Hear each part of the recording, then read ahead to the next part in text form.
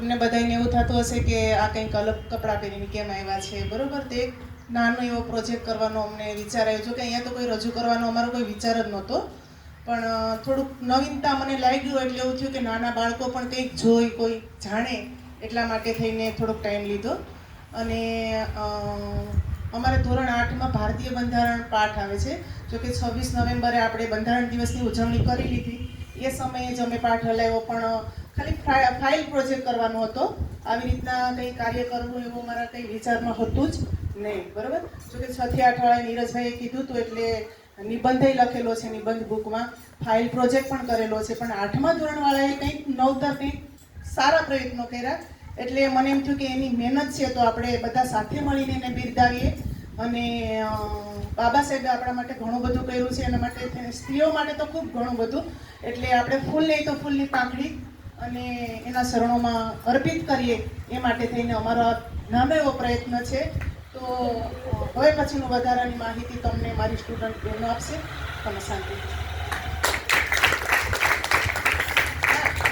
આ બુક જોઈને તમને એવું થશે કે આ શું, તેના માટે થઈને તમને રોશનીબેન વિશેષ માહિતી થોડીક આપશે.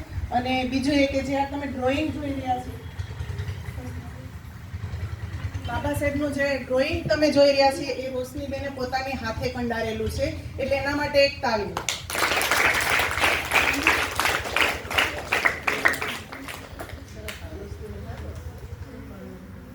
ઘણા વિદ્યાર્થીઓને પ્રશ્ન થતો હશે કે આ કોન્સ્ટિટ્યુશન ઓફ ઇન્ડિયા એટલે શું. તો આજે હું તમને તેના વિશે થોડી માહિતી આપવા માંગુ છું, તો તમે ધ્યાનપૂર્વક સાંભળો એવી મારી વિનંતી છે.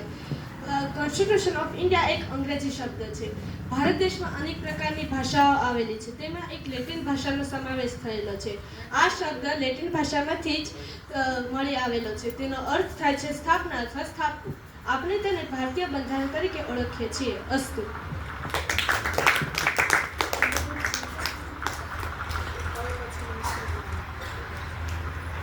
હું ભારતની દીકરી રજૂ કરું છું સંવિધાનનો સાર. આદરણીય આચાર્ય શ્રી, ગુરુજનો અને મારા વાલા મિત્રો, આપ સૌને મારા નમ્ર પ્રણામ. હું આજે આ મંચ પર એક દીકરી તરીકે આપણા ગૌરવવંતા રાષ્ટ્રના પાયા સમાન ભારતીય બંધારણના આમુખ વિશે વાત કરવા ઊભી છું. મને એક પંક્તિ યાદ આવે છે કે કલમની તાકાતથી લખાયેલ છે ઇતિહાસ આખો, કલમની તાકાતથી લખાયેલ છે ઇતિહાસ આખો, શબ્દમાં સમાયો છે ભારતનો વિશ્વાસ આખો, શબ્દમાં સમાયો છે ભારતનો વિશ્વાસ આખો. આમુખ આપણા બંધારણનું હૃદય છે, આત્મા છે, તે દર્પણ છે, તે આપણને બતાવે છે કે આપણો કેવો દેશ બનાવવા માંગીએ છીએ. આમુખનો સાર અને બાબા સાહેબનું યોગદાન. આમુખની શરૂઆત જ એવા શબ્દથી થાય છે જે આપણને શક્તિ આપે છે. અમે ભારતના લોકો. આ શબ્દ કોઈ રાજાશાહીની વાત નથી કરતા, પણ દેશના દરેક એક નાગરિકની સત્તાની વાત કરે છે. આમુખ આપણે મુખ્ય 4 વચનો આપે છે. પહેલું, ન્યાય. અમીર ગરીબ, નાના મોટા, સ્ત્રી પુરુષ બધા માટે એક સમાન ન્યાય. બીજું, સ્વતંત્રતા, પોતાના વિચાર વ્યક્ત કરવાની, ધર્મ પાળવાની આઝાદી. ત્રીજું, સમાનતા, કોઈ ભેદભાવ નહીં, બધા સમાન. ચોથું, બંધુત્વ. આપણે બધા એક પરિવારના સભ્ય છીએ, ભાઈચારો જાળવવો એ આપણી ફરજ છે. આ મહાન સપનાઓને જમીન પર ઉતારવાનું કામ કોણે કર્યું? હવે સમય છે આપણા બંધારણના મુખ્ય ઘડવૈયા ભારત રત્ન ડોક્ટર બાબા સાહેબ ભીમરાવ આંબેડકરને યાદ કરવાનો. કાવ્ય પંક્તિ ડોક્ટર આંબેડકર માટે.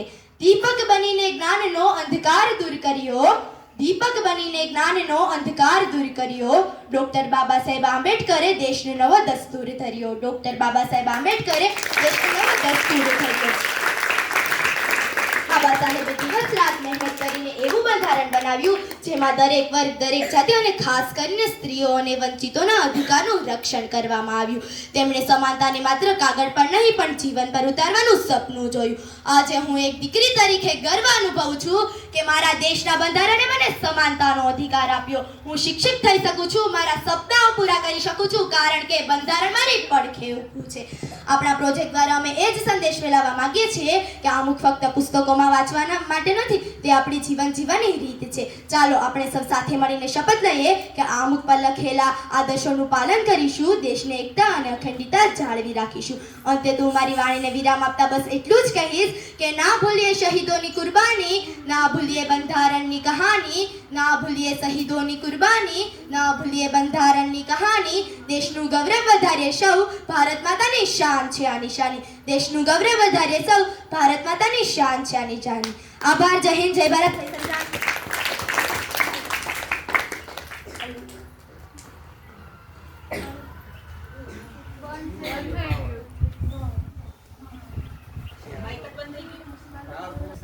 આપણા દેશમાં વિવિધ ધર્મ, જાતિ અને ભાષા ધરાવતા લોકો વસે છે.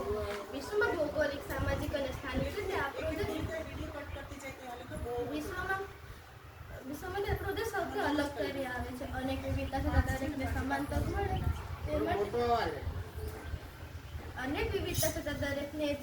મળે તે માટે આપણું બંધારણ ઘડવામાં આવ્યું છે. દરેક સ્વતંત્ર રાષ્ટ્રને તેનું પોતાનું બંધારણ હોય છે. બંધારણ દરેકને મૂળભૂત દસ્તાવેજ હોય છે, જેને અનુસરીને સરકાર દેશનો વહીવટ કરે છે. બંધારણમાં જણાવ્યા પ્રમાણે દેશનો વહીવટ થવો જોઈએ. આપણા દેશનું બંધારણ વિશ્વમાં સૌથી મોટું લેખિત બંધારણ છે. બંધારણનો અર્થ જેને કોઈ પણ દેશનું શાસન ચલાવવા માટે નિયમોનું વ્યવસ્થિત કરેલા સંગ્રહને બંધારણ કહેવામાં આવે છે. દેશ પછી દેશનું સંચાલન કરવા માટે ચોક્કસ માર્ગદર્શકોની જરૂર હતી. આ માટે બંધારણની રચના કરવાનું જરૂરી જણાયું. બંધારણ ઘડવા માટે રચવામાં આવેલી સભાને બંધારણ સભા કહેવામાં આવે છે. બંધારણ સભામાં કુલ 389 સભ્યો હતા. બંધારણ ઘડતરની પ્રક્રિયા માટે વિવિધ વિષયોના સાંકળથી 23 સમિતિઓની રચના કરવામાં આવી હતી, જેમાં જુદી જુદી કોમ, ધર્મ, લિંગ, ભિન્ન ભિન્ન ભૌગોલિક પ્રદેશોની વ્યક્તિઓ, રાજકીય પક્ષોના પ્રતિનિધિઓ તેમજ વિવિધ ક્ષેત્રોના તજજ્ઞ વ્યક્તિઓનો સમાવેશ કરવામાં આવ્યો હતો.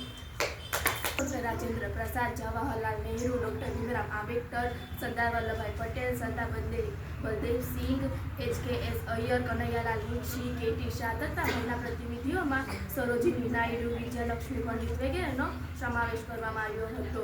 બંધારણના અધ્યક્ષ તરીકે ડૉક્ટર રાજેન્દ્ર પ્રસાદ હતા, જ્યારે બંધારણના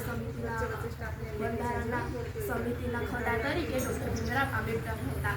બંધારણ નિર્માણની પ્રક્રિયામાં તેમનું ખૂબ યોગદાન હોવાને કારણે તેને ભારતના ઘડવૈયા તરીકે ઓળખવામાં આવે છે. બંધારણ સભાની પ્રથમ બેઠક 9 ડિસેમ્બર 1946ના રોજ મળી હતી. બંધારણ સભાએ 2 વર્ષ, 11 માસ અને 18 દિવસમાં મળેલી કુલ 166 બેઠકોમાં બંધારણ ઘડતરની કામગીરી પૂર્ણ કરી હતી. આ પ્રક્રિયામાં તેઓએ દુનિયાના જુદા જુદા દેશોના બંધારણની મુખ્ય બાબતોનો અભ્યાસ કરી બંધારણને અંતિમ સ્વરૂપ આપ્યું હતું. ભારતની આઝાદી બાદ 26 નવેમ્બર 1949ના રોજ તૈયાર થયેલા બંધારણ સભાએ સ્વીકાર્યું હતું. ત્યારબાદ તેને 26 જાન્યુઆરી 1950ના રોજ અમલમાં મૂકવામાં આવ્યું હતું. દર વર્ષે 26 નવેમ્બરના રોજ બંધારણ દિવસની ઉજવણી કરવામાં આવે છે. બંધારણ દિવસની પૂર્વ સંધ્યાએ દિલ્હીમાં રાષ્ટ્રપતિ ભવન અને સંસદ ભવનને રંગબેરંગી રોશનીથી શણગારવામાં આવે છે. આ દિવસે બંધારણમાં મહત્વનું યોગદાન દેનાર ડૉક્ટર ભીમરાવ આંબેડકરને ખાસ યાદ કરવામાં આવે છે. બંધારણ વિશ્વનું સૌથી મોટું લેખિત બંધારણ કહેવામાં આવે છે, જેમાં બંધારણની શરૂઆત આમુખથી થાય છે. આમુખ એટલે પ્રસ્તાવ, જેમાં શાસનના પાયાના સિદ્ધાંતો અને ધ્યેયોનો ઉલ્લેખ કરવામાં આવ્યો છે.